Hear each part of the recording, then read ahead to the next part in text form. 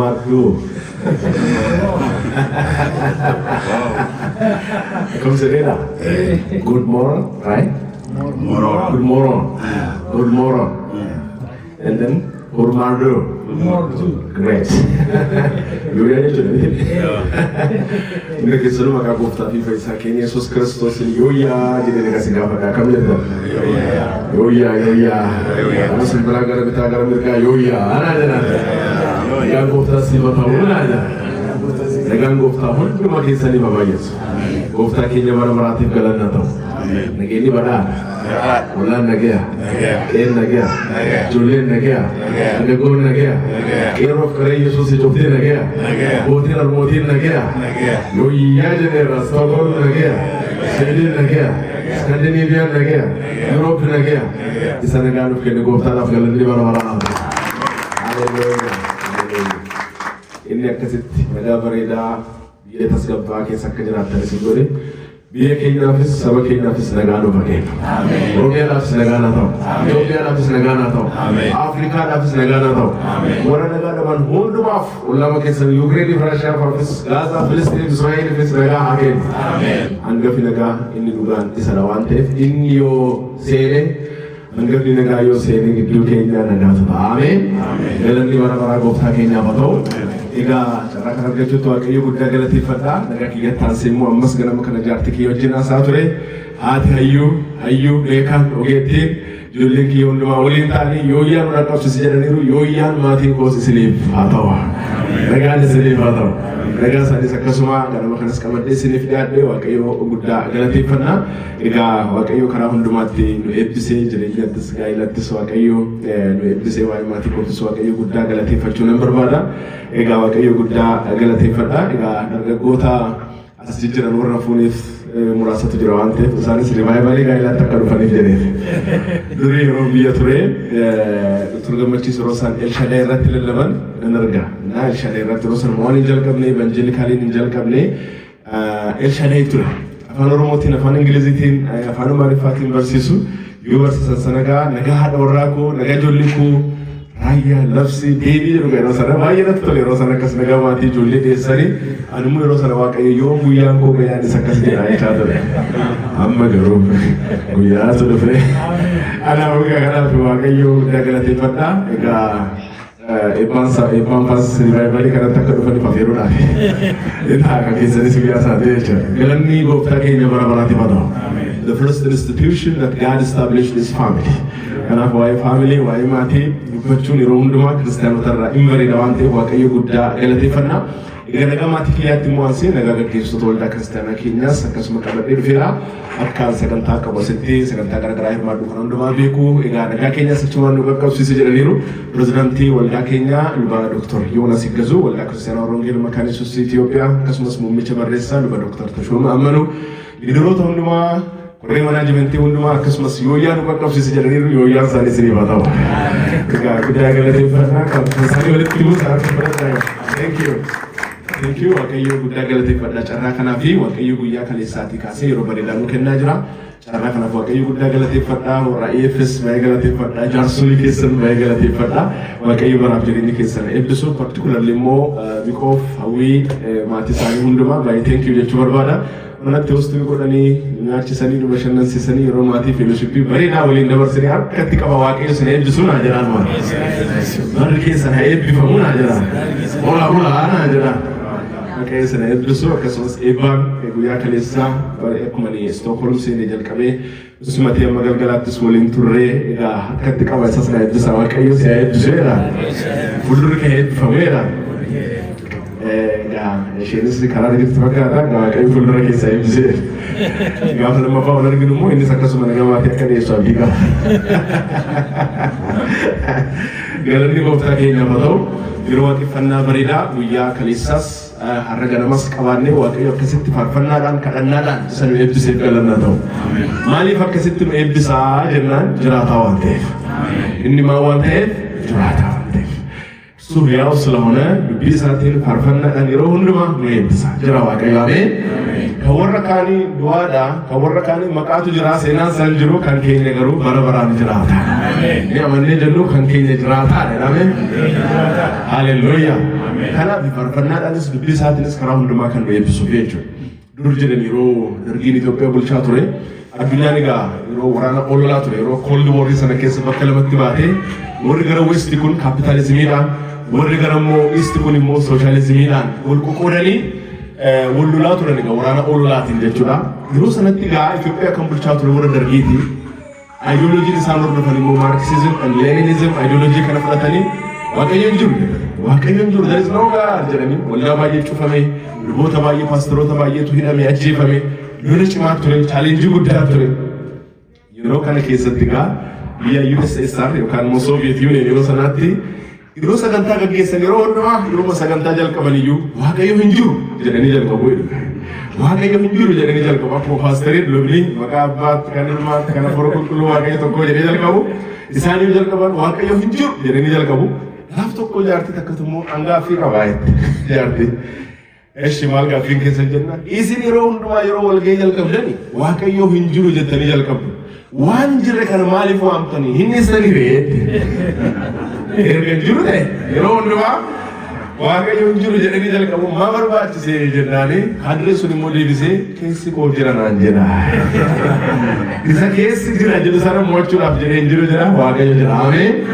Dargiin waggaa 17 waaqayyo hin jiru jedhee hin gubate boqonnaa dhabe. Paarlamaa irratti haasaa dhumaa Koloneel Mangistuu Hayilemaariyaam taasise yoo Google gootanii YouTube irra seentanii ilaaltan maal jedhaa 17 ዓመታት ጀምሮ ሄደ ተደስተን አናውቅም ሄደ ስቀን እንኳን አናውቅም ሄደ እረፍት የሚባል ነገር አለ namni waaqayyo jiru jedhee akkamitti qolfuu danda'a akkamitti nagaa argachuu danda'a maaliif jennaan maddi nagaa keenyaa Kiristoos keenya hangafni nagaa isa ameen waggaa 17 nagaa dhabanii gootanii innis immoo dhiisee harareetti soqee har'a dargiin hin jiru waaqayyo jira. Har'a dargiin hin jiru waldaansaa dhaloonni isaa waaqayyo bal'isee waldaan kiristaanaa babal'ate in millions Itoophiyaa keessatti Oromiyaa keessatti waldaan kiristaanaa babal'ate galanni isaa haa ta'u. Leelillee guddaa laannuuf isa nu gargaare kanaaf isa laannuuf kanaaf galanni bara baraa isaa haa ta'u. Egaa waaqayyo sanatu immoo isin jiraachisee carraallee isiniif kennee gara biyya kanaa isin ergee namni kaayoo lama qabaa yeroo baay'ee akka theology akka leadership the higher purpose and the lower purpose jiru. The higher purpose inni jennu kaayoon jiraachuu keenya the great commission preaching the good news of Jesus Christ. Egaa ergamni guddaan keenya the higher purpose inni jennu wangeela kana sabatti dubbachuu. Wangeela kana qabannee faarfannaadhaan dubbii waaqayyoo lallabuudhaan barsiisuudhaan dhugaa bahuudhaan witness gochuudha. That is the higher purpose. Kaayoon guddaan nuti lafa kana jirruuf jechuudha.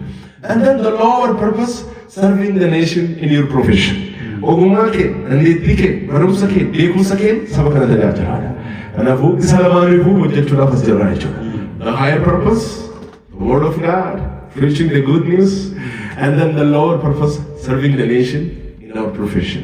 Kanaafuu itti baanamsa biraatti kaayyoo lamaaniifuu jiraachaa jirtaa jedhaan. Isa guddaa inni raanfatimiidha. Inni guddaan sun murteessaadha jedha. Inni guddaan sun baay'ee murteessaadha. Maaliif gaaf tokko nama warra Messianic Jewish jedhaman keessaa jechuudha. Warra Messianic Jewish jechuun warra Kiristoositti amanan Yihuudoota isaan keessaa tokko warra Ameerikaa dura dhaabatee akka jedhe. Thank you America jedhe. Thank you for supporting our economy. Thank you for supporting our military. Thank you for supporting our intelligence and agriculture and everything. But you missed the great purpose, the higher purpose, which is the good news of Jesus Christ. Biyya keessan kan hundeeffan, abbootiin keessan biyya keessan kana kan hundeessan in God we trust jedhaniiti. Constitution irratti maqaa waaqayyoo jira, dollar irratti maqaa waaqayyoo jira. Isin garuu maqaa waaqayyoo sana raanfachaa jirtu. Ergaa isa guddaa sana raanfachaa jirtu. The good news of Jesus Christ. Amma sabni keenya kan barbaadu jedhe mata Israa'el saba Israa'el bakka bu'ee warra Ameerikaatiin. Dinagdee deeggaruu qofa teknooloojii deeggaruu qofa otoo hin taane ergama isa guddaa kan fayyinaa kan bara baraa sana dhaga'uu qaba. Don't miss the higher purpose. Isin the lower purpose qofa irratti focus gootu taanaan jedhe. Nama tokko nyaachistanii, obaastanii, itti uwwistanii, suufii bareedaa, karabaatii bareedaa, shamizii bareedaa, kophee bareedaa, konkolaataa bareedaatti kennitanii fi ofiisii ol galan akka jechuudha. Konkolaataan jira, uffannaan jira, qabeenyi jira, waan hundumtuu jira, garuu jireenya jechuun jira. Maafi you miss the higher point, the great commission.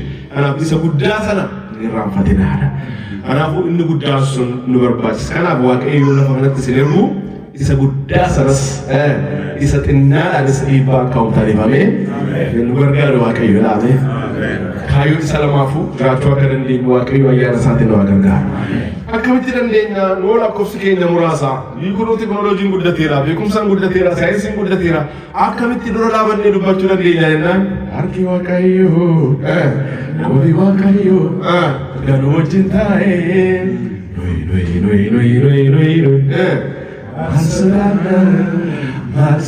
Amen. Harki waaqayyoo nu wajjin jira. Qubni waaqayyoo nu wajjin jira. Kuma Luther jedhe one person with God is a majority. Erga waaqayyoo nu wajjin ta'e, humni isaa nu wajjin ta'e waan sodaannu hin qabnu. Kaayoo kanaaf as dhufne yoo as dhufnu immoo yeroo hundumaa wanti nu barbaachisu immoo humni isaa nu barbaachisa. Ayyaanni isaa nu barbaachisa. Gargaarsi isaa nu barbaachisa. Meeshaan lolaa sun immoo nu barbaachisa. Har'a sagalee waaqayyoo kan barannu waa'ee meeshaa lolaa sanaati jechuudha. Egaa Efesoon boqonnaa 6 lakkoofsa 12 amma 18 kan jiru dubbisee achirratti dubbii sagalee waaqayyoo hin barannaa. Ergaa Phaawulos gara Efesoon boqonnaa 6 lakkoofsa 12 irraa kaasee kan jiru akka yaada isaa ifanuuf ta'uuf 10 irraa kaasnee dubbifanna. Ergaa Efesoon boqonnaa 6 lakkoofsa 10 irraa kaasee. Waggaa tokkoof walakkaa dura Lutheran World Federation General Assembly ture biyya Poland East Europe Krakow irratti achi sagantaa sana pirezidaantii waldaa keenya Dr. Yoonas Faa wajjin hirmaannee guyyaa sanbataa waldaa deemtanii waaqeffattan filadhaa nu jedhan. Nummoo biyya Czech Republic Cathedraalii guddaa tokko jira achi deemnee waaqeffanna jennee filannee achi deemne. Gaafa deemnu Cathedraalii akkuma simma babbareedaa kaleessa daawwachaa turre baay'ee irraa kan galateeffachuu barbaada kaleessa akkuma simaaneenii situ turuu goone gaa. All city of Stockholm keessa deddeemnee baay'ee daawwanne yeroo bareedaa dabarsine gaa thank you jechuu barbaada biqoodhaanis eebbaadhaanis yeroo laattan hundumaaf baay'ee gammadee. Egaa deemnee kaatedraalii guddaa tokkotti hin seennee waaqeffannee yeroo worshippii bareedaa ture achiin yeroo dubbii sagalee waaqayyoo dubbisuun gahe. Yeroo dubbii sagalee waaqayyoo dubbisuu gahu ool bahe namni dubbisu keessa ol darbee ool yaadee gubbaatti bahe gubbaa bahe dhaabatee dubbisaa sabnis ool ka'ee dhaggeeffata. Nus yoo dhaggeeffannu akka jennee dhaggeeffanna because namni dubbisu gubbaa jira waan ta'eef. Achiin keessatti siqee maayini keessi maayini waansaa jennaan manni kun jedhan kan ijaarame yeroo riiformeeshinii jedhan yeroo haaromsaa jedhan keessatti irratti. Egaa yeroo sanatti gaa pilaariin riiformeeshinii keessaa inni tokko immoo by the scripture alone or sola scriptura or olaantummaa the supremacy of the word of God. Olaantummaa dubbii sagalee waaqayyoo mul'isuudhaaf ol ka'anii dubbisuu ol ka'anii dhaggeeffatu jedha. Kanaafuu olaantummaa dubbii isaatiif ol ka'anii dhaggeeffatu jechuudha. Galanni gooftaa lafa ta'u. Egaa Efesoon 6 lakkoofsa 10 irraa kaasee nan dubbisa akkas jedha. Kanaaf gooftaatti humna isaa aangoo qabeessattis jabaadhaa. Haxxummaa seexanaatiin mormuu akka dandeessanitti mi'a lolaa isa kan waaqayyoo guutummaatti hidhadhaa. Nuyi namoota foon uffatanii wajjin wallaansoo wal qabne miti. Garuu humnoota aboo qabanii fi gooftummaa qaban warra bantii waaqaa keessaa biyya lafaa isa dukkana keessa jiru sana seerratan macca hafuurota hamminaa warra bantii waaqaa keessa jiraatanii wajjin wallaansoo wal qabna. Kanaaf guyyaa hamaa sanatti mormitanii ittiin qabuu mi'a guutummaa hidhattan sanaanis lolatti dhaabachuu akka dandeessanitti mi'a lolaa isa kan waaqayyoo fudhadhaa. Egaa jedha akka nama sabbataan hidhatutti dhugaadhaan mudhii keessan jabeeffadhaa qajeelummaas akka maddaa sibiilaatti uffadhaatii dhaabadhaa. Akka nama qubee kaa'ateettis wangeela nagaa fudhattanii isa lallabuudhaaf qophaa kana hundumaa irrattis amantii akka gaachanaatti fudhadhaa. Isaan xiyya isa hamaa sana warra boba'aa deeman dhaamsuu hin dandeessu. Fayyina akka gonfoo sibiilaatti sagalee waaqayyoo akka billaatti hafuura qulqulluu biraa fudhadhaa jedhee dhumarratti kadhataaf himata keessan hundumaa keessatti yeroo hundumaa hafuuraan gaggeeffamaatii kadhadhaa. Egaa kadhachuutti dammaqaa obsaanis itti jabaadhaa. Warra waaqayyoof qulqullaan hundumaafis kadhadhaa. Ameen. Waaqayyo isin eebbisu ulfaadhaa. Egaa kutaa kanarratti kan nun jedhu waa'ee duula hafuuraatiif qophaa'uuti. Duula hafuuraatiif qophaa'uudhaaf immoo maal jedhaa lakkoofsuma 11ffaa irratti mi'a lolaa isa kan waaqayyoo guutummaatti hidhadhaa. Mata dureen addanaatti dubbadhus ishee kana jechuudha. Mi'a lolaa isa kan hafuuraa mi'a lolaa isa kan waaqayyoo guutummaatti maal godhaa hidhadhaa. የእግዚአብሔርን ዕቃ ጦር ሁሉ ልበሱ ይላል። ሚያ ሎላ ሜሻ ሎላ kan waaqayyo sana guutummaatti maal godhaa hidhadhaa. Maaliif jirtu maaliif jennaan duula hafuuraa keessa jirra waan ta'eef jechuudha. Addunyaan kun addunyaa duulaati. Duula hafuuraa guddaa keessa waan jirruu fi meeshaa lolaa kan waaqayyoo hidhadhaa isa jedhu sanarratti dubbii sagalee waaqayyoo ganama kanaa hin nageenya.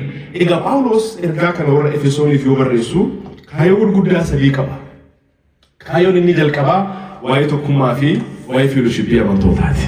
Unity and fellowship in Christ.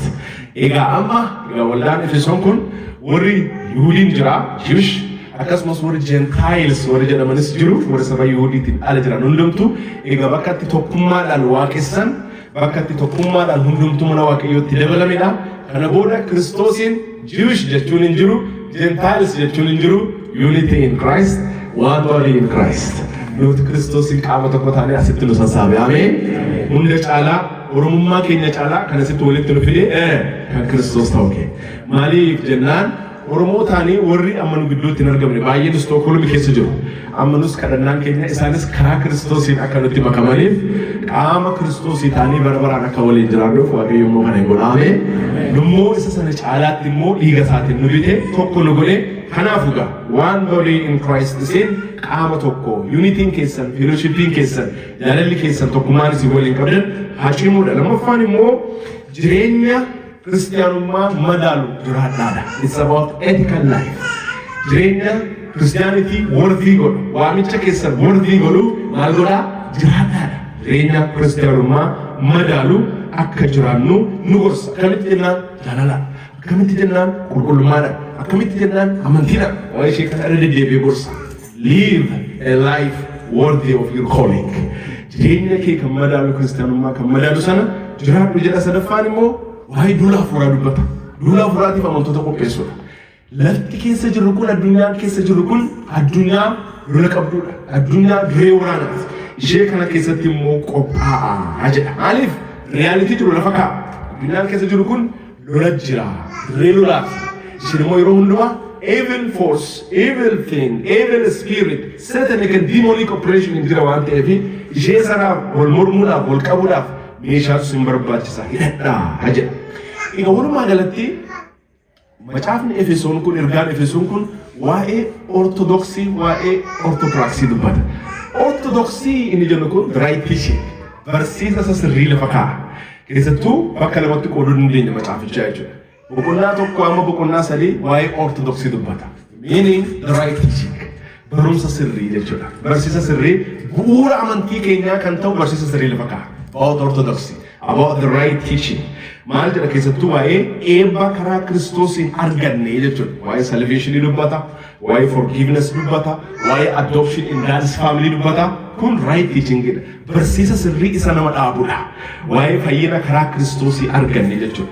Waa'ee dhiifama cubbuu hojii Kiristoos fannoo irratti hojjete isa arganne. Waa'ee maatii waaqayyootti dabalamuu keenya. Kun bu'uuradha. Namni barsiisa bu'uura ta'e yoo argate, barsiisa isa sirrii yoo argate jireenyi isaas sirrii ta'a. Barsiisni sirriin jireenya sirrii fida. Barsiisni dogoggoraa immoo jireenya dogoggoraa fida. Kanaaf barsiisi keessan utubaan keessan isa sirrii haa ta'u cimaa haa ta'udha. Mana kana waggaa hamma kana utubee kan dhaabe utubaa cimaa qabaachuu isaati. Utubaan utuu cimaa miti ta'ee womboleettii cimaa bubbee cimaa irraa dandamachuu hin danda'u. Torneedoon immoo asin jiru fakkaata akka Ameerikaa miti. Kanaafuu manni cimaa waan ta'eef waggaa dheeraa umrii dheeraa lakkoofsisee manneen kaleessa daawwachaa oollee yoo natti himan waggaa 400 waggaa 500 waggaa amma kana turuu kan danda'eef bu'uura cimaadha. Namni jireenya kiristaanummaa isaattis bu'uura cimaa yoo qabaate orthodoxy the right teaching sana established yoo ta'e homtuun naawwasi jedhame. Kanaaf dubbii Kiristoosiin gara fuulduraa ta'aa deemsisaa jechuudha. Kanaaf ortodoksii boqonnaan tokko boqonnaan lama boqonnaan sadii waa'ee kana dubbata. Boqonnaan afur immoo yoo jalqabu maal jedha? Egaa jedhee jalqaba. Boqonnaa afuraffaan jalqaba. Yoo ilaaltan macaafa qulqulluu yoo ilaaltan boqonnaa afur tokko irratti egaa jedhee jalqaba. Orthopraxy or orthodoxy 1, 2, 3 jedhee erga barsiisee booda egaa kana hundumaa erga barattanii amma immoo jiraadhaadha. It's about practical living. Kiristoosiin jiraachuu waa'ee isa dubbata. Waa'ee practical life yookaan immoo the right living. The right teaching 1 to 3 and the right living 4 to 6. Kanaafuu kutaan amma nuti ilaallu kuni the right living akka nama kiristiyaana ta'etti immoo dirree lolaa keessa waan jirtaniif ishee sana beekuu of qopheessuu qabdanii jedha. lolli waraanni nuti keessa jirru maalidha jennaan tokkoffaan fakkeenyaaf yeroo kontekstii Efesoon san yoo laallu magaalaa Efesoon yoo laallu magaalaa amantiidhaanis daldalaanis cubbuudhaanis beekamteedha. Keessattuu waaqa tolfamaa isa Artemis jedhan qabu ishee sanaaf sagadi guddaan magaalaatti gaggeeffamu magaalaa xuraa'ummaan itti humna godhateedha. Magaalaan Efesoon kun jechuudha.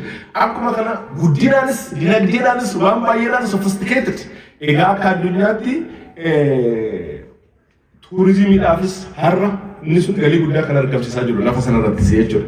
Egaa backgroundin religion amma jiru challenging ta'us yeroo sana keessatti teknooloojiidhaanis daldalaanis beekamtii guddaa qabdi cubbuudhaanis xuraa'ummaadhaanis. Randa guys Stockholm ni fudhatta. Dinagdeedhaan teknooloojiidhaan keessattuu gara Skandinaaviyaa kanarratti kaleessa haasaa turre dinagdeedhaan hin beekamti waan garaagaraa baay'eedhaan hin beekamti. Akkuma kana immoo xuraa'ummaanis maqaa dimokiraasiitiin maqaa raayit jedhuun biyyatti humna godhateedha. Inni kun amma asii darbee biyyoota Afrikaallee challenge gochaa jiru jechuudha. Ajandaa sanii kana babal'isuudhaaf keessattuu isaa same-sex marriage kana wal qabatee, sodomummaa kana wal qabatee, xuraa'ummaa kana wal qabatee biyya isaaniitti mirga godhanii labsanii kan isa sinii kaaseera. Hoteelaan jiru keessatti as baandiraa isaaniiti, achi baandiraa jiraate, achi baandiraa rainbow flagidha, as rainbow flagidha. Kanaaf you are welcome jechuudha sitti. Egaa akkaataa kanaan magaalli keessa kana, hoteelli kana, manni barumsaa kana kun jireenya Efesoon wal fakkaatu qabdi. Kana keessatti Waaqayyo waan nu jedha duula hafuuraatiif qophaa'a. Namoota biraatiin qophaa'ee jedha. Itti loltee mootaa'eedha. Maaliif jennaan hongeela qabannee jechuudha. Egaa amma kaayyoon isaanii tokko amma addunyaa kanarratti waraanni guddaan dhaabbanni itti baname dhaabbata gurguddaa sadi. Inni jalqabaa the word of God. Macaafa qulqulluu irratti waraanni guddaan kan baname. Macaafa qulqulluu dhaloota harkaa buusuudha. Macaafa qulqulluun dhaloota harkaa akka bu'u gochuudha. Macaafa qulqulluun akka dhaloonni harkatti hin qabanne gatii dhabsiisuudha. Macaafa qulqulluu dhaloota harkaa buusuun kaayyoo isaanii isa guddaadha. Namni dubbii waaqayyoo akka hin amanne, dubbii waaqayyoo akka hin dubbisne, dubbii waaqayyoo kan akka sagalee waaqayyoo akka hin fudhanne. Amma yeroo tokko tokko walgahii garaagaraa yoo hirmaannu dargaggoota wajjin bakka garaagaraa warra dhufa wajjin wal mormiin keenya is the Bible the word of God kana gaafatu is the Bible the word of God jedhanii gaafatu. Kiristaanota, luboota, hojjettoota hongeelaatti, kiristaana garuu macaafa qulqulluun dubbii sagalee waaqayyoo jedhanii hin amanan dhaloota harkaa gate macaaficha. Falaasama namaatiin, falaasama dinagdee, falaasama teknooloojii amma jiru kana wal qabsiisee irrelevant jedhee dhaloota harkaa gatuun kaayyoo seexana isa guddaas. Waraanni guddaan itti barate. Lammaffaan the church. Maalirrattidha? Waraanni inni lammaffaan maalirratti? Church irratti kan baname. Waldaa kiristaanaa irratti. Tokko macaafa qulqulluu dhaloota harkaa gatu, lama waldoota kiristaanaa cufsiisu. Namni akka waldaan dhaqne gochuu, namni akka waaqeffanne gochuu. Dur jedhe gaaf tokko. Luba Dr. Gammachiistu magaalaa Ameerikaa keessa baay'ee keessa the Lord's Prayer bakka garaagaraatti argitu. Ten Commandments bakka garaagaraatti argitu. Dhaloonni amma dhufe kun immoo kaasa hin barbaadu. Kaasa ishee kana. Kaasa isa kana. Maqaa sekularizimiitiin maqaa ideoloojii yeroo ammaa kana post modern thinking kanaan macaafa qulqulluu fakkaatu kaasa jechuu jalqaban. Amma gaa waldaa baay'ee keessatti fannoo mallattoo fannoo waldaa keessa dhabamsiisan maaliif barbaadu jedhanii. Symbol of Christianity fannoon hin jiru, macaafa qulqulluun hin jiru. Waan akkasii waldaa kiristaanaa keessa dhabsiisan sanos keenyee fannoo Kiristoos ilaala yeroo hundumaa waaqeffannoo san barbaadu jedhan. Kana gochaa jiru. Maaliif jennaan waraana loladha. Isaanis lolaa yeroo nummoo maal keessa jirraadha waaqayyo kanaaf qophaa'aa kan nuun jedhu. Qophaa'aa kan nuun jedhu. Yeroo biyya Jarmanii turre gaafa waldaa guyyaa sanbataa deemnee waaqeffannu waldaa tokko deemnu. Gaafa nu deemnu fannoo irratti fannoo kaasanii alaabaa sodomotaa fannisaniiru. In the church. And then by shocked the ele mega fan. My name is Bolate. Nani asibe bakka oli murtaa'e hojirra olchaan jedhanii gaa kunoo murteessanii gaa namni doktor dhufee waaqeffachuu kana gochuu sana gochuu danda'a jedhe lubni. Achi immoo qees doktor jedhamti isheen akkatti muuziqii ammas gaafadha. Maaliif akka gootu kun waldaa kiristaanaa miti macaafa qulqulluun akka jedhamiti hiina. Achi teessaa dhuftee hiina. I'm from Africa, from Ethiopia jedhe. Macaafa qulqulluun akka jedhamiti jedhe. In the Old Testament, in the New Testament, in Genesis and Leviticus and Romans and First Timothy, kana jedhamnaan noo akkati jettu sana miti macaafa qulqulluun kontekstii yeroo sanaatiif ammaa tokko miti. Egaa irratti waldaan keenya hundumaaf welcome jennee simanna. Ati Afrikaarraa waan dhufteef isin garaadhaan jette. Nummoo hubannaa kanarra geenyeerra akka jechuu isheeti gaa. Profeesar tokko dhiyeenya kana waan sadii boo artiikilii tokko maxxanseeraa itti artikiliin kuni jenderin dhala namaa 17 ga'eera jedha macaafa qulqulluudha bakka qabanii artikilii namiticha saayintistiin maxxansuuf bakka guddaa qabu garuu immoo jedhina suni yaada namaati yaada Profeesaricha but the Bible says the Bible says the Bible says the Bible says carraa kanaan waaqayyo carraa kana naa kenneera ishee kana remove godha gara dubbii sagalee waaqayyootti deebi'a jedhanii ergama koo fida deebiraa bahe ga'een keenya gurraan ga'uudhaan lapheetti qabbusuun ga'ee furuu waaqayyooti egaa carraa argannoon dhugaa jiru dubbaan egaa inni kun waldaa kiristiyaanaa fannoo malee macaafa qulqulluu malee dubbii waaqayyoo malee gochuun loladha dirree lolaa keessa jirraa kan jennuuf macaafa qulqulluu irratti waldaa kiristiyaanaa irratti waldaan kiristiyaanaa irratti waraanni banameera kan jennuuf kaleessa yeroo daawwachaa ture sana waldoota laakkaa ture naannoo Stockholm Old City sana irratti jechuudha tokko lama sadii afur shan ja'a torba yoo xiqqaatu waldaa torbaa oltu jira naannoo sana qofa akkasuma naannoo fi kan laaqoof garuu waan shokki nama godhu immoo duwwaa gaari dhaloonni keessa hin jiru namni keessa hin jiru kun jarri lola bananii waldaa kiristaanaa duwwaa taasisuun dhaloota waldaadhaa balleessuun kayoosanii yoo as deebitan manni caatii manni dhugaatii manni bashannanaa manni naayit kilabii guutuudha waldaan immoo oonadha kun waraa mallattoo waraanichaati lolli isaanii tokko waldaa kiristaanaa duwwaa gochuudha atheizimiitti fayyadamanii even muslims strateejii guddaadhaan dhaloota kana mo'achuudhaaf waa gochaa guddaa jiru kaleessachuma of salaattu dhufnu masgida tokko arginu yoom jaarrame jennaan eenyatti jaarrame egaa lakkoofsaanii garmalee dabalaa jira jarri asii immoo amantaa of harkaa dhigatanii gaa'ilan godhatanii warri gaa'ila godhatanis wal hiiku ijoolleen godhatanii lakkoofsaanii xinnaachaa dhufe waldaan kiristaanaa duwwaa ta'aa dhufe jarri immoo Afgaanistaanii Paakistaanii Liibiyaa Yemen irraa baqatanii dhufanii wal horuu intentionally baay'achaa dhufu fakkii tokko argine inni kan 1950 waldaan kiristaanaa guutuudha masgiid hin jiru namni karaarra dhaabatee lama sadiitu sagada ture hin jiru musliimni har'a immoo waggaa 50 60 70 booda waldaa kiristaanaa gurguddaan kun duwwaadha masgiidni immoo guutee karaa cufanii akkuma markaatoo naannoo Anwaar masgiidii argatanitti ta'e karaa cufu jimaa karaa cufanii akkasitti Stockholm Londonitti keessattuu Paaris fa'aatti even Berliin fa'aatti challenge guddaa gochaa the late president of Libya Muammar Gaddafi utuu hin dura akka jedhe Allah gave us Europe without any bloodshed. Allah in Europa, Iga tun jiksin dabarsee nutti laate. Because jarri waldaan isaanii amantiin isaanii wal horuu isaanii isaan immoo dhufanii itti qubatanii amma gaafuma waan hundumtuu mijatee fi to'achaa jiru. Kanaaf dammaquun akka waldaa kiristaanaas isaanis dammaqsuun nurraa eegama waaqayyo nu haa gargaara. Waaqayyo waldaa kiristaanaa dhaloota lafa kanaas haa dammaqsu. Kun maal mul'isaa jennaanii waraana guddaa keessa jiraachuu. Macaafa qulqulluu irratti baname waldaa kiristaanaa irratti baname achi immoo maatii irratti baname maatii mancaasu dhaabbanni sadaffaan seexanni waraanatti bane maatii sodomummaadhaan dhaloota mancaasu namni akka gaa'elan godhanne xuraa'ummaa kanatti ejjat akka kufu promoot gochuu iddoo hundumaatti futboolii irratti miidiyaan gurguddaan harka isaanii jira dhaabbileen gurguddaan harka isaanii jiru dhiyeenya kana guyyaa isaanii ture guyyaa muraasa dura guyyaa isaan kabajan sanarratti keessattuu amma jiinitti seenaa kun juunii kun immoo yeroo Pride Month jedhu hafuura kana maqaa Yesuusin rukunneera. Mee ol kaasaa rukuta Awurooppaa irraa maqaa Yesuusin karoora isaanii haa rukutamu. Hafuurri ji'a kana keessatti dhaloota irratti hojjetu maqaa Yesuusin karoora isaa haa diigamu. Awurooppaatti, Siwiidinitti, Iskaandinaaviyaatti, Ameerikaatti guutuu addunyaatti milkaa'ee hojiin isaanii haa diigamu. Waaqayyo dhaloota bilisaa baasu. Na guyyaa homofoobiyaa kana fayit goonu jedhanii guyyaa muraasa dura jechuudha torbaanuma darbe kanaa jechuudha. Guyyaa Saturday torban kaleessaa jechuudha akka guutuu addunyaatti kabajatu turani European Union fa'aa maxxanseera. Nuti mirga keessanii finnaa bannaa jedhani mirga keessanii finnaa bannaa jedhani mirga keessanii fin dubbannaa jedhani. Innaa keessattuu dhufaatii Trump wajjin sodaa guddaa keessa seenanii waan ta'eef ishee kanaaf immoo hin dubbatu miidiyaan hin dubbata sun hin dubbata. Baay'ee waan shook na godhe immoo Embassy of Denmark in Ethiopia peejii isaanii nan hordofaa posti godhaniiru. Alaabaa jara posti godhanii kaayoon keenyaa jedhan warri daanish mishiniin daanish iddoo jiru hundumaatti mirga warra LGBTQ kanaaf dhaabachuudha falmuudha jedhan. Warri kun alaabaan isaanii alaabaa fannooti. Christian nation, Christian society warra wangeelaaf gatii guddaa kaffalee dhufe. Warri daanish particularly gara itti dadhabee guddate kibba Oromiyaa warra Norway warra Denmarkitu dhufe. Egaa ijoollee isaanii wajjin nutis kan guddanne abbaa fi haati keenyaa mishiinaroota wajjin turan.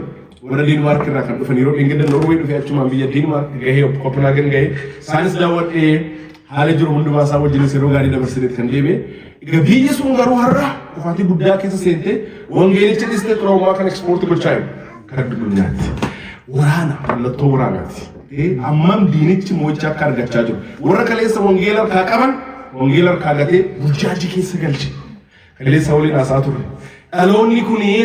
dhaloonni kun waan abbootiin isaanii kaleessa hojjete eebba sana nyaachaa jira eebba abbootiitiin nyaachaa jiru nan jedha kaleessa eebba abbootii kaleessa isaan hojjetan borimmoo maaltu ta'a hin beekne kanaaf waaqayyo dursee asitti kan isin ergee fi dhaloota kana oolchuudha oolchaadha Yesuus ameen kanaaf humna guddaadhaan isin waliin hojjeta kanaaf isa kanaaf maal gochuutu nurra jiraa jennaanii humna hafuuraa meeshaa hafuuraa isa kan waaqayyo hundumaa maal gochuu jechuudha Phaawulos yeroo ergaa kana barreessu Roomaa ture mana hidhaa keessa ture loltuu ofiin duratti arga waan loltuun uffate kanaan mallattoo godhee ergaa kana immoo describe godhee barreesse jechuudha egaa tokkoffaan meeshaan lolaa nuti hidhachuu qabnu maalidha isa kana tokko lama sadi jennee ilaallaa inni tokkoffaan sabbata dhugaati maal jedha lakkoofsa 14 irratti sabbata akka sabbataan nama sabbataan hidhatutti dhugaadhaan mudhii keessan maal godhaa jedha jabeeffadhaa jedha dhugaadhaan mudhii keessan jabeeffadhaa sabbata dhugaa የእውነት ትጥቅ the belt of truth መማክስ አፋን አማርኛ tokko jira ስሮጡ የታጠቁ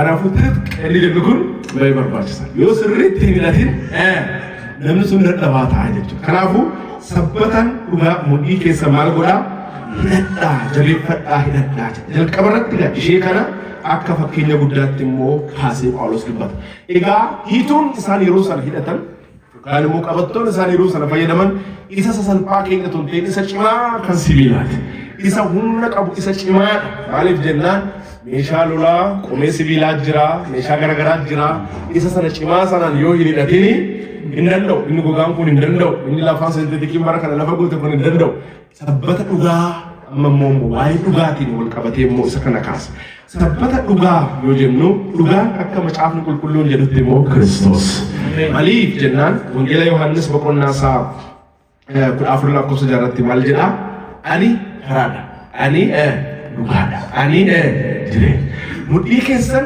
Kiristoosiin dhugaadhaan hidhadhaan Kiristoositti of maxxansaa attaachi ta'aa isa wajjin isarraa yeroo hundumaa addan baay'eedha maaliif jennaan ofumaa namni odeessaa malee waaqayyoon malee ulfinni milkaa'uun mo'icha argachuun hin jiru isa malee kanaaf attaachi ta'uu qabna Kiristoos wajjin dhugaan Kiristoosiin sobni immoo kan seexanaati maaliif jennaan achuma wangeela Yohaannis 8:44 irratti maal jedha seexanni abbaa sobaati seexanni abbaa maaliiti abbaa sobaati har'a lafa kana kan guute meeshaa sobaati oduu sobaati piroodaaktii sobaati raajii sobaati shaakala sobaati maaloo sobaati sobatu lafa kana mo'aa jira siyaasa sobaati olola sobaati isin garuu dhugaa qabadhaati dhugaa sanaan immoo maal godhaan jedha mo'adhaan namni jireenya isaatti soba yoo baruu seexanaaf maal kennaa jira carraa kennaa jira namni jireenya isaatti yoo soba baruu seexanaaf addunyaan kun addunyaa sobaati wanti isaa baay'eedhaan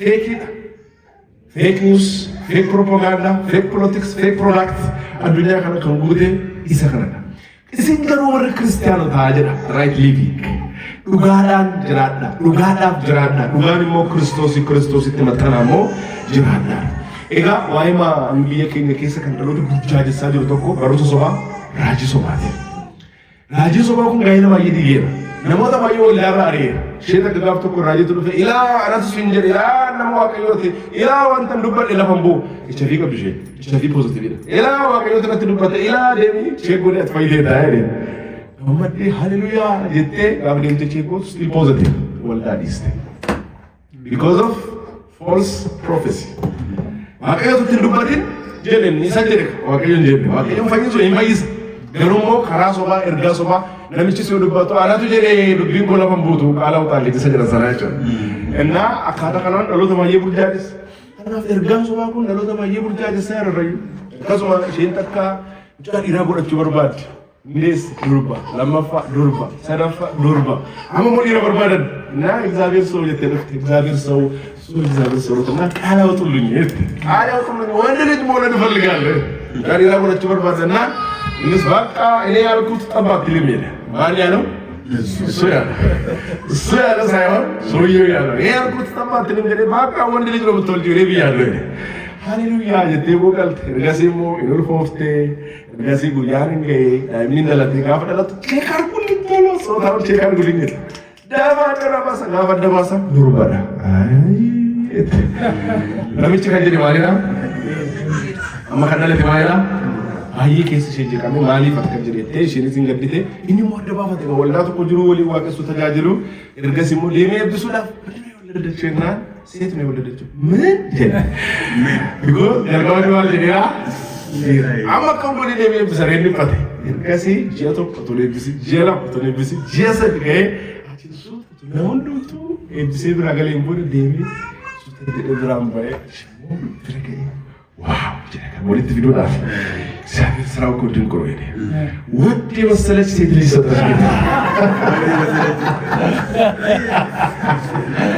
One day was select, yeah. Say Lisa. Whenever my name, I left to Raja Sobru. Those Bratinima, Raja Sobru of Hicadera. Direct Sovara of Hicadera. Hiria Sovara of Hicadera. Rasova Nervan, eh? Elena Divine.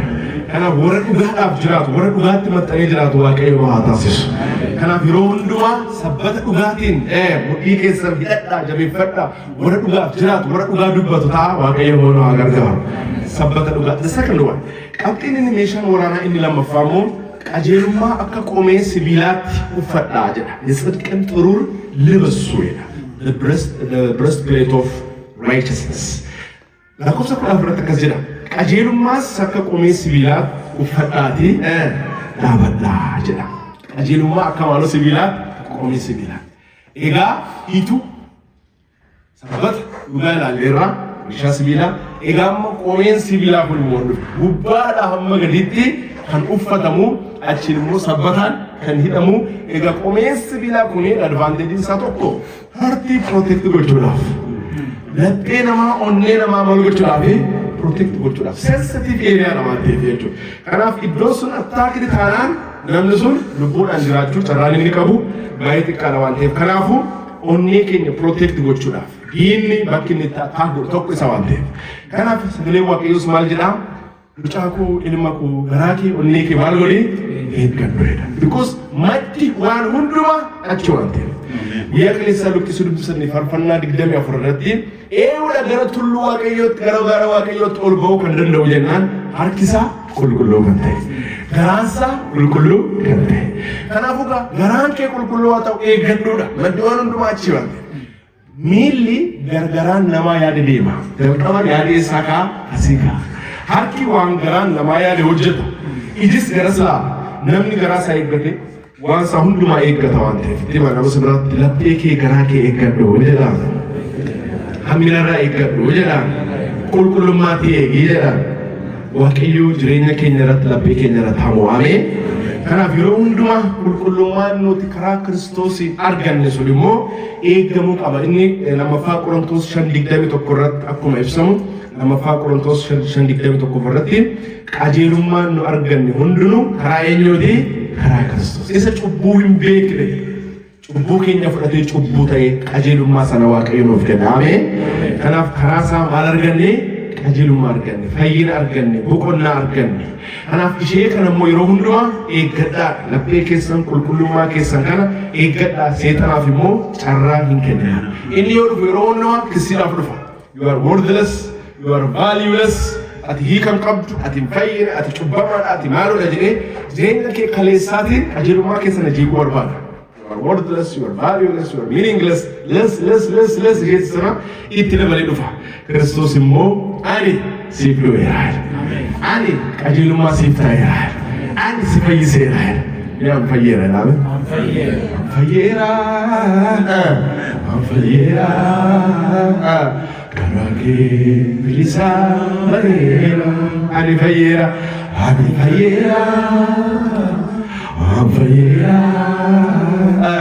Karaa kee jireenya galmeera. Kanaaf seexanni dhufee atoo qajeelummaan qabdu atoo cubbamtuudha atoo jireenya akkasii keessa turte jedhee yoo himannaa nutti himanu kaardii ishee nutti baasna jechuudha. Ameen. Kaardii ishee sana meeshaa ishee sanaa jechuudha. Faarfannaa durii tokko jira faarfannaa baay'ee jaalladhu maal jedhaa? በመሆኔ እደሰታለሁ በጌታ በኢየሱስ ስማምኛለሁ ኃጢአቴ በሙሉ ተሽሮልኛል በሰማይ አዲስ ቤት ይጠብቀኛል አሜን ክርስቲያን ሰውኩቲ አኒነን ገማዳ ማቃ ጎፍታዬ ሶት አማኔረካ ጩቦንኮ ሁንዱምቱ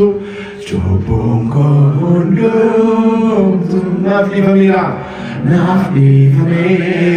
ማኒ በረበራ ማኒ ባራባራ ናፍ ቆጳዬራ ሲፍ ቆጳዬራ ኑፍ ቆጳዬራ ማሊፍ ጀና አንፈዬራ ከራንኬ ብሊሳ በሄራ አሜን አሜን አንፈዬራ ከራንኬ ጅሬኛ ገዴራ ሊገሳትን ቁልቁሌሴ ካሳሉ ታስሴ ገለተ ፊላፍ ሶኮልራ ጎፍታ ኢየሱስ ሃሌሉያ ኢሳ hojii fannoo irratti hojjeteetiin qajeelummaa kana nuuf kenneef galanni bara baraa ta'u. Kanaaf yeroo seexanni ishee kaleessaa fidee kaardii kaleessaatiin si sodaachisuu barbaadu, tuqaa ishee kaleessaatiin si sodaachisuu barbaadu, tuqaan inni kaleessaa sun dhiiga Kiristoosiin haqameera. Yesuus fannoo irratti hojjete xumurameera, raawwatameera. Yesuus weera dhimmi keenya gola bameera. Ishee kanatti baasudha. Meeshatti sanidha jechuudha. Number 3 qabxiin inni sadaffaan meeshaa waraanaa inni sadaffaan ወንጌለ ነጋቲና የሰላም ወንጌል the gospel of peace lakkoofsa 10 irratti akka jedha akka nama kophee kaateettis wangeela nagaa fudhattanii jedha isa lallabuudhaaf qophaa'aa jedha wangeela isa kam isa nagaa ameen wangeelli keenya wangeela nagaati wangeelli warra kaanii wangeela nagaa miti Allahu akbar jedhanii wangeela rukutuuti ajjeesuuti morma kutuuti malee kan keenya immoo wangeela nagaati kan keenya wangeela nagaati ameen haleluuyaa kanaaf nagaa koo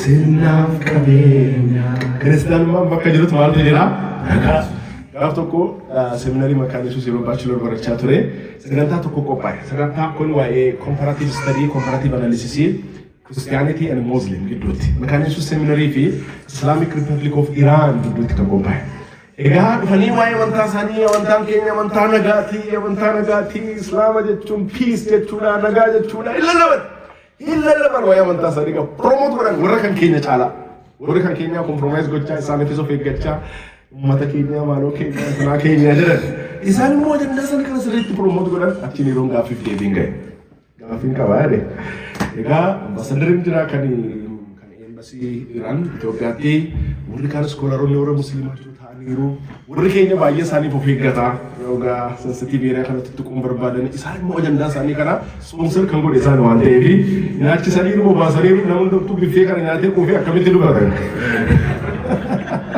sponsor kan dubbatan isaanii jedhanii akkatti dubbatan dabar kanaaf buddeenni diinaa akkasini soole beekachuu qabdu isaan istirateejiitti waan beekaniif uummata garaa quubsanii adda rakatti galchan namni birri isaanii garaa quufe moo akkatti dubbatsadha hizbii keenyaa jedha isaanii harka rukuchuutti ani immoo dubbiin kun gaarii miti nan gaafadha harka baase eegaa jedhen thank you for the opportunity jedheni isin waa'ee amantaa islaamaa dubbattan amantaa islaamaa jechuun amantaa nagaati jettani nagaadha jettani kanaaf an gaaffii nan qabu why all terrorists are from Muslim Al-Shabaab Boko Haram Al-Qaeda ISIS hundumtu eessa dhufe jennaan achi dhufe maaliif amantaa nagaateedha hundumtu maaliif achi keessaa wad question number 1 jedheen question number 2 jedheen gaggeessaan keessanii jedheen Ayatollah Khomeini kan Iran Islamic religious system gaggeessaan walii galaa Ayatollah yeroo hundumaa kaayoon keenya tokko macaafa barreessan keessattis kaansarii addunyaa kanaa kan taate Israa'el lafa kanarraa balleessinaa yeroo hundumaa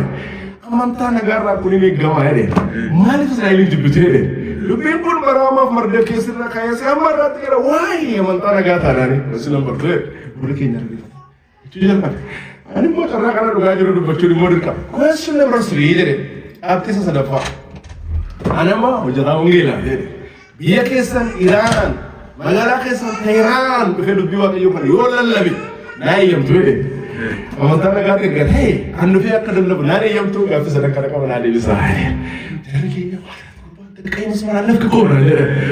Jadi cara kalau uang gafachun achi mau kat dia bisa apa ni? Wahai masuk data ni, wahai Israel karena si ke politik si awal kapsi sini. Jadi ni mana rediban, rediban itu ni, rumah di mana? Rediban. Cara ganit wangel kini wangel naga kau udah bacun dan kau kini udah. Itu kau tahu nama ni kini compromise bacun, nama tu kan berarti family sani tim jadi ni dua kan sumber bak. Jarang mur kau sumber bak. Budde sani na tani ko bari ura kan tani wa kayo wa garga kanu har ka kam wangila na gas wangili na ga ko mo yo lallabu na ga ta ya be kana fu in gudan wangila na ga kana mo iddo hundumate lallabu da ega wangila na ga kana kabanne sodacho ittin kana mo kam ajjes kan jedu kam lot jireenya lallabi ka jedu male lafto ko wayma Amerika kan waraana shi Afghanistan itti gote to lalu movie gargaran ratto jata mira Sesuatu gara-gara rati gula merah. Ega wagga digdama turte Amerikaan Afghanistan nagaa eegsisuudhaaf nagaa leellisuudhaaf. Ega waggaa digdama keessatti doolaara Ameerikaa tiriliyoona 2 invest gooteedha. Doolaara tiriliyoona 2. Doolaara tiriliyoona birsa qabna. Kana jechuun guyyaa guyyaatti doolaara Ameerikaa miiliyoona 300 jechuudha. Miiliyoona 300 per day. Maal fiduudhaaf? Nagaa fiduudhaaf. Waggaa digdama tiriliyoona 2 invest godhanii dhumarratti akka isaan ba'an argatanii 2021 tti maqatanii xiyyaaraatti nammaniif jedhanii achii ba'an. Otoo waraanni nagaa fida ta'e silaa Ameerikaatu nagaa fida Afgaanistaanitti. Silaa doolaara tiriliyoona 2tu nagaa fida garuu hin taane. Maaliif jennaan maddi nagaa dhugaa Kiristoos. Hangafni nagaa Kiristoos. Mishinari tokkotu Ameerikaan jedhe doolaara hamma kana meeshaa waraanaatiin biyya sana rukutuun isteetu mishinerii ergitee ta'eedhe. Silarra Afghanistan, Pakistan, Indonesia, warri kun hundumtuu silarra Yesuus gooftaadha jedhu turan sila. Sila biyyattiin nagaa argatteetu sila. Kanaafuu wangeelli nagaa haa lallabamu. Ameen. Amma gaa biyya keenyattis kan barbaachisu kana. Biyya keenyattis amma kan barbaachisu diroonii nagaati. Dirooniin nagaa biyya keenya irratti haa diriiru. Ameen. Maaliif jennaan kun argine warra meeshaa gurguddaa qaban wal fixan wal mancaasan malee waa tokko bu'aa buusuu hin dandeenye. Matriisi nagaan nu barbaachisa. Wangeela nagaan nu barbaachisa. Maaliif jennaan indaan Ameerikaa fiyyuu, indaan Afgaanistaan fa'aa fiyyuu. Kanaafuu kan barbaachisu wangeela nagaati. Dr. Xaasa Waldahaannaa kaawunsilii Makaan Yesuus 19 irratti dhufanii yoo haasaa godhan haasaa baneensaa invaayited ta'anii waldaa qaaliyoo pirezidaantiidha isaanii. Akkana jedhan biyyi keenya amma kan dhabde nagaadha jedhan. Nagaan akka dhufuuf immoo wangeelli nagaa lallabamuu qaba jedhan. Isin immoo hojjettoota wangeela nagaateedha. Tima nama simbiraatti ati yeedhaan. Hojjetaa wangeela nagaateedhaan. Nama deemteeteedhaan. Nagaani ergama keessa guddaadha jedhaan. Haleluuyaa. Warra nagaa dubbatu warra nagaadhaaf jiraatu waaqayyo nu haa taasisu.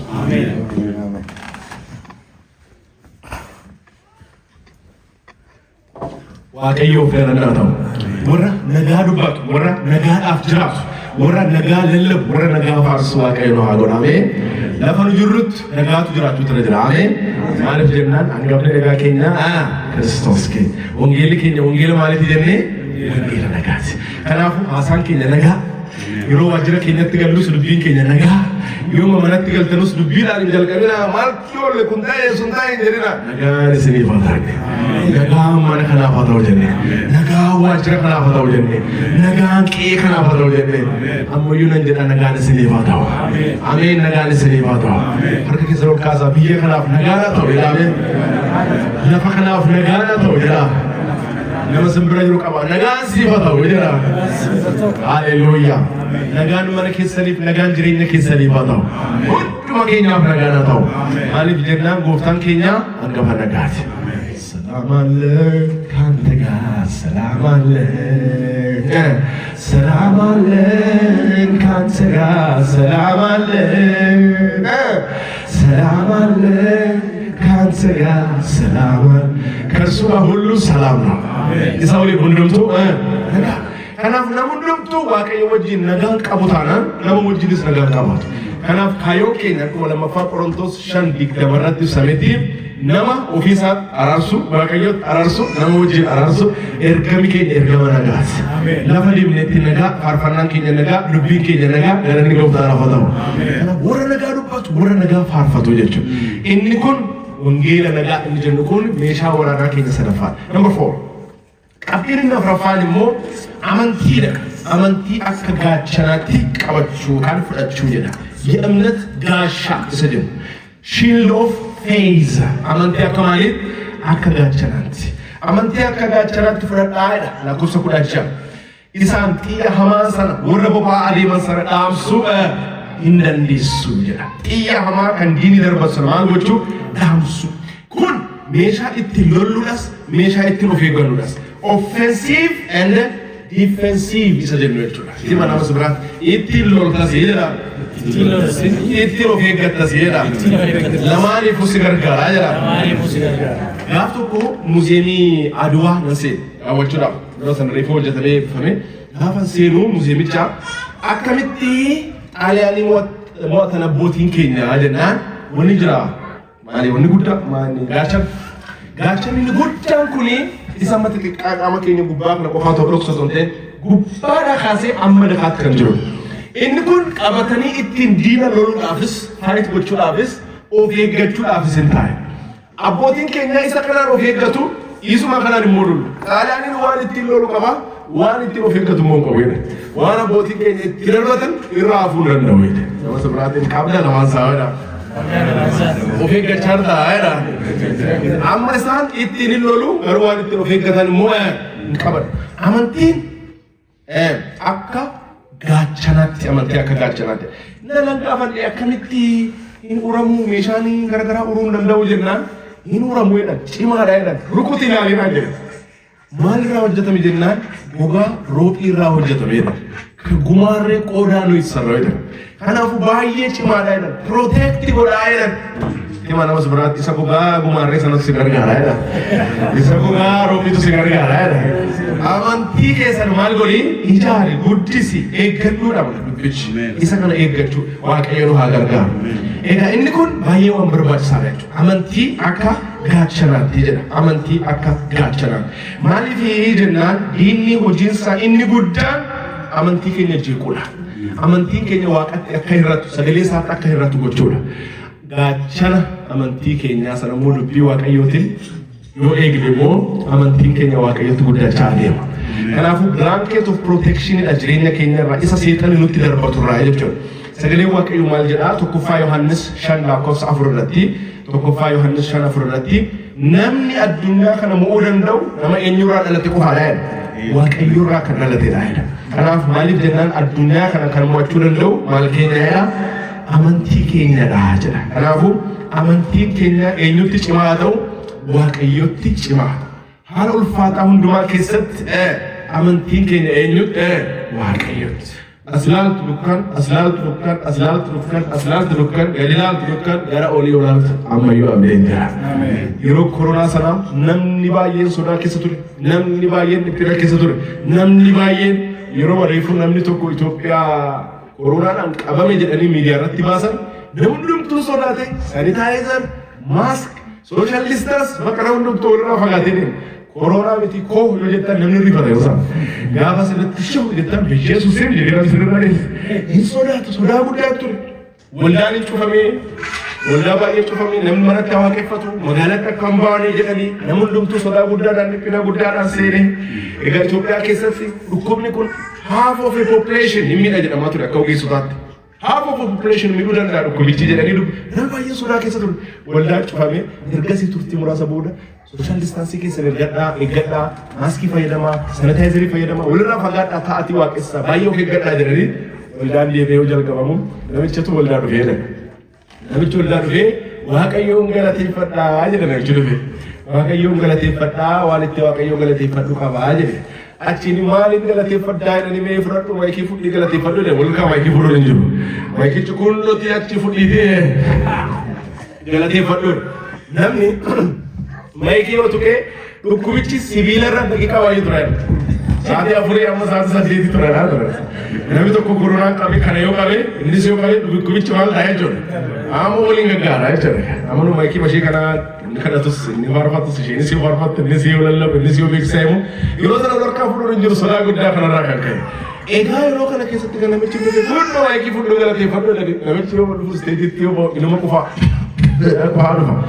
Namni sodaa achi immoo saba keenya na waaqayyoo saba waaqayyoo ani waaqayyoon galateeffadhaa guyyaa kaleessaa koronaarraan fayyee dhufe. Waaqayyoon na galateessaa yeroo ammayyuu maal taa'eera? Namni galateeffachuu dhise maafi koronaarraati sanuu guyyaa kaleessaati sanayyuu ammayyuu qufaa'eera namni sodaati. Erga galateeffatee fixee booda amma immoo maayikittii fidee faarfatutti yoo kennu jaarsa olaatti kennee maamoo nyaalee namichi mayyuu qufaara achi jaarsi waldaa immoo lakki isa lallabutti kennee inni lallabus lakki luba waldaatti paastariitti kennu maayikichi deemee paastarii bira ga'ee lubni paastariin namatti dabarsan immoo dhaban caafira taa'ee dhusan achi akka jedhanii ilaa haidheen adii guyyaa kaleessaa koronaarraa waan fayyiteef maayikiin kun kennaa keetii fudhadhuu galee. Sodaa guddaa ture yeroo sanaa jechuudha sababa koronaa sanaan garuu inni gara keenya godhe waaqayyoodha. Inni nu gargaare waaqayyoodha. Waaqayyo nu gargaare nu oolchee guyyaa kanaan nu ga'e. Maaliif jennaan tikseen keenya inni waaqayyoodha. Inni waaqayyoodha. Oolchaadha abeen himaa namas biraatu kana booda si'eedha. Inni si oolchuudha. Inni si gargaaruudha. Waaqayyoodha. Ni ati oolchaa gooteedha abeen. Baadii tasaa yoom dhabamee si tola oolchee. Haalleluuyaa. Baadii tasaa ture kaleessas arras borus garuu oolchaan keenya. Kanaaf amantiin keessan eenyutti cimaa haa ta'u waaqayyotti cimaa haa ta'u. Kanaaf inni kun amantii akka gaachanaatti fudhadhaa jedha. Isaan lola hamaa kan diinaa san ofirraa oolchuu dandeessu. Amantiin immoo kan ijaaramu dubbii waaqayyooti. Faith comes by hearing and hearing from the word of God. Kanaaf yeroo hundumaa warra amantiitti cimu waaqayyo nu haa godhu. Xumuraan jira. Number 5. Qabxiin inni shanaffaan meeshaa waraanaa inni shanaffaan maal jedhaa? Fayyina akka gonfoo sibiilaatti fudhadhaa jedha. Maaliif fayyina? Yemadaan raaskoor jedhama. Arbisaa helmet of salvation. Helmet of salvation. Dur faranjiin biyya keenya yeroo turte mootora yoo ooftanii jedhu helmetti malee nuuf filaa jedhu. Maaliifi jennaan yoo kuftan baay'ee miidhamtu. Helmettiin sun immoo isin oolchaadha. Save isin godhaadha. The helmet of salvation. Fayyina akka gonfoo sibiilaatti fudhadhaa. Maaliif of oolchuudhaaf fayyinni murteessaadha. Fayyina keessan eeggadhaa jedha dubbiin sagalee waaqayyoon.